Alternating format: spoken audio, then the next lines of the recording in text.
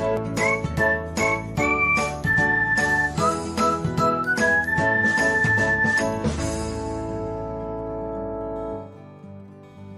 everyone, welcome back to another episode of Technologyglance. In this video, I'm going to guide you through how you can delete the scan history on Snapchat. So, let's get started. Watch till the end and don't forget to subscribe to Technologyglance by hitting the subscribe button and press the bell icon so that you'll never miss another update.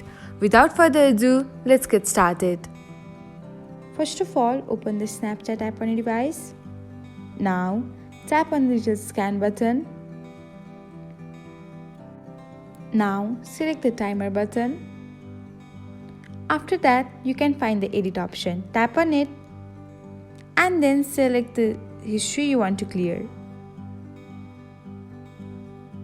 Once you are done selecting, tap on the delete button. Now, confirm your action by tapping on the delete button again. And that's it. The desired content has been deleted from the scan history of Snapchat.